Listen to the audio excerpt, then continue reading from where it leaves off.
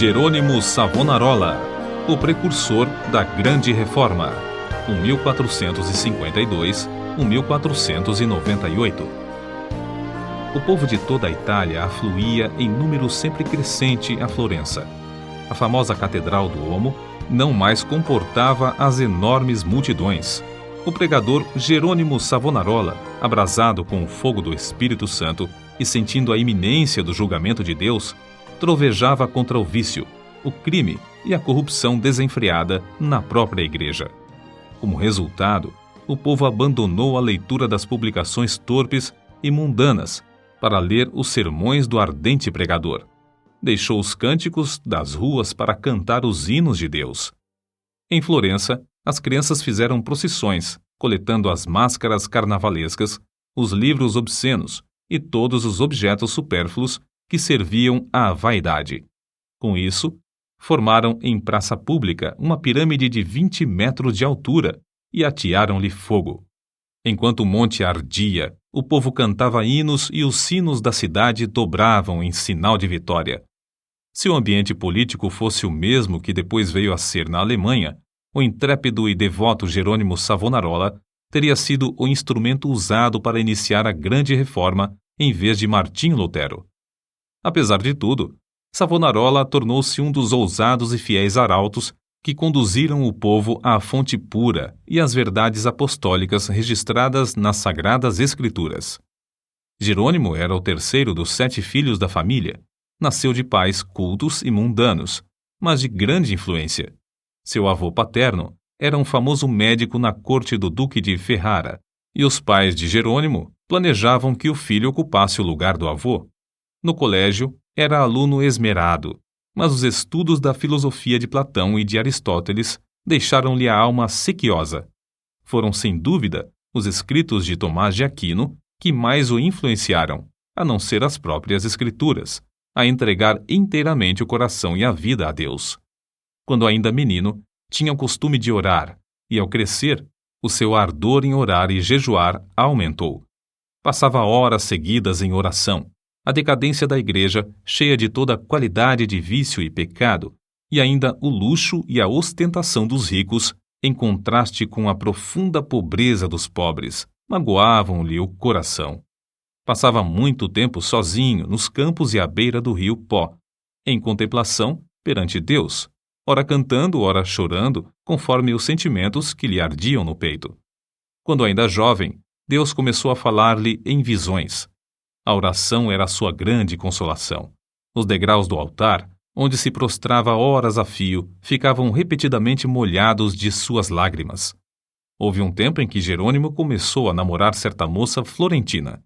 Mas quando ela mostrou quanto era desprezível que um membro de sua orgulhosa família Strozzi pudesse se unir a um Savonarola, Jerônimo abandonou para sempre a ideia de casar-se. Voltou a orar com crescente ardor. Enjoado do mundo, desapontado acerca dos seus próprios anelos, sem achar uma pessoa compassiva a quem pudesse pedir conselhos, e cansado de presenciar as injustiças e perversidades que o cercavam, coisas que não podia remediar, resolveu abraçar a vida monástica. Ao apresentar-se no convento, não pediu o privilégio de se tornar monge, mas rogou que o aceitassem para fazer os serviços mais vis, da cozinha, da horta e do mosteiro. Na vida do claustro, Savonarola passava ainda mais tempo em oração, jejum e contemplação perante Deus. Sobrepujava todos os outros monges em humildade, sinceridade e obediência, sendo apontado para lecionar filosofia, atividade que exerceu até sair do convento. Depois de passar 7 anos no mosteiro de Bolonha, Jerônimo foi para o convento de São Marcos em Florença. Grande foi o seu desapontamento ao ver que o povo florentino era tão depravado como os dos demais lugares. Até então ainda não reconhecia que somente a fé em Deus salva o pecador. Ao completar 1 ano no convento de São Marcos, foi apontado instrutor dos noviciados e, por fim, designado pregador do mosteiro. Apesar de ter ao seu dispor uma excelente biblioteca, Savonarola utilizava-se mais e mais da Bíblia como seu livro de instrução. Sentia cada vez mais o terror e a vingança do dia do Senhor que se aproxima e, às vezes, entregava-se a trovejar do púlpito contra a impiedade do povo. Eram tão poucos os que assistiam às suas pregações que Savonarola resolveu dedicar-se inteiramente à instrução dos noviciados. Contudo, como Moisés, não podia escapar à chamada de Deus. Certo dia, ao dirigir-se a uma feira, teve repentinamente uma visão dos céus abertos por onde passavam, perante seus olhos, todas as calamidades que sobrevirão à igreja. Então, lhe pareceu ouvir uma voz do céu ordenando-lhe anunciar aquelas coisas ao povo. Convicto de que a visão era do Senhor, começou novamente a pregar com voz de trovão. Sob a nova unção do Espírito Santo, a sua condenação ao pecado era feita com tanto ímpeto que muitos dos ouvintes, ao fim da prédica, saíam andando atordoados, sem falar, nas ruas. Era coisa comum, durante seus sermões, homens e mulheres de todas as idades e de todas as classes romperem em veemente choro. O ardor de Savonarola na oração aumentava dia após dia, e sua fé crescia na mesma proporção. Frequentemente, ao orar, caía em êxtase. Certa vez, enquanto sentado no púlpito, sobreveio-lhe uma visão durante a qual ficou imóvel por 5 horas. Nesse período, todos os presentes à igreja contemplaram o rosto do pregador brilhando.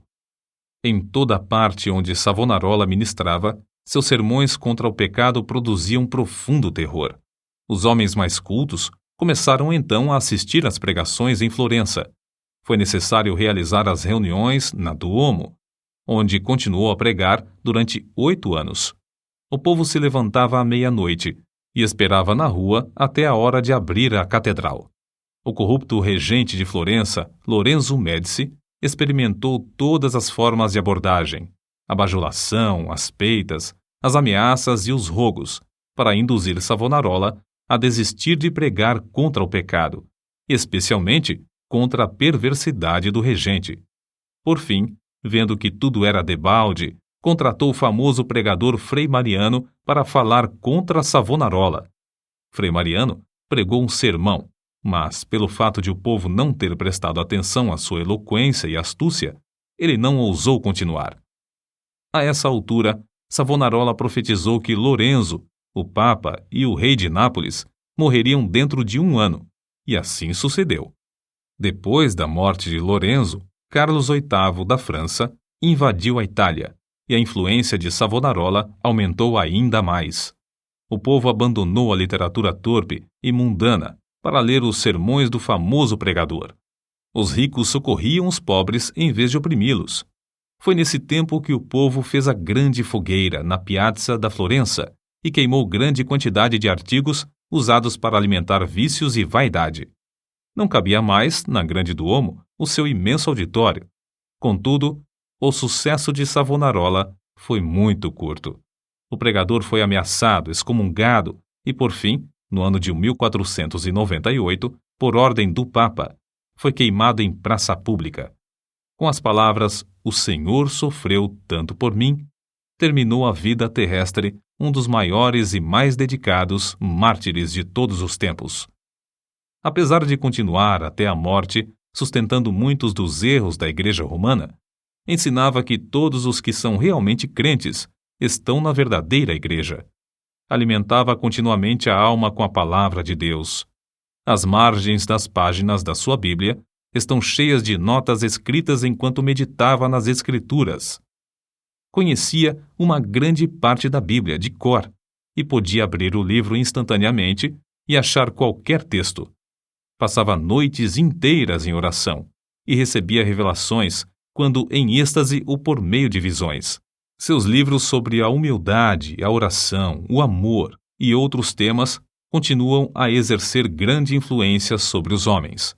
Destruíram o corpo desse precursor da grande reforma, mas não puderam apagar as verdades que Deus, por seu intermédio, gravou no coração do povo.